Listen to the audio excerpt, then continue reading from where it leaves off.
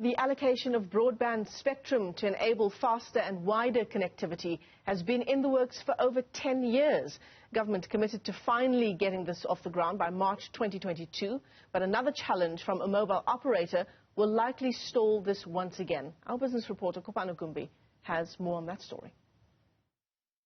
The allocation of broadband spectrum has been delayed for nearly 15 years, and recently this process hit another snag after Telkom interdicted the latest attempt at having it successfully auctioned off. So right now we are at the final stretch, and it is no surprise that ICASA is now taking a more, call it aggressive stance to say we can't be having this now because, the 8th of March is literally around the corner and we need to just get on with it. And I'm sure you've heard that, the likes of MTN, Vodacom and Rain have also now joined ICASA in saying, can we just get on with it now? But Telkom's request to have the process halted and reviewed is not completely without merit. The government has struggled to implement their television digital migration, which has a direct impact on the spectrum ICASA is trying to sell. This is because the lower frequency bands up for sale are currently being used by the free-to-air channels and cannot be given to the likes of Telkom until the migration is done. The day for any telco, if you're going to be bidding for spectrum, right, you have to be able to plan. You have to be able to strategize around that spectrum.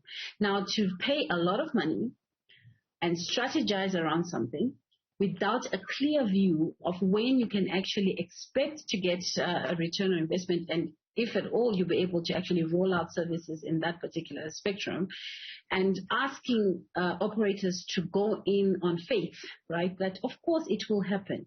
But our own history with this 700 megahertz or the digital dividend has been very dismal. So the concern is that, look, we may pay 2 million, 5 million, 50 million rand for the 700 megahertz spectrum and then only get it in 3 years' time.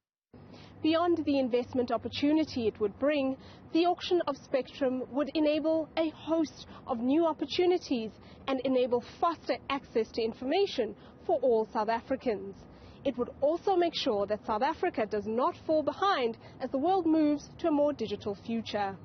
For Newzroom Afrika on Channel 405, I am Kopano Gumbi in Johannesburg.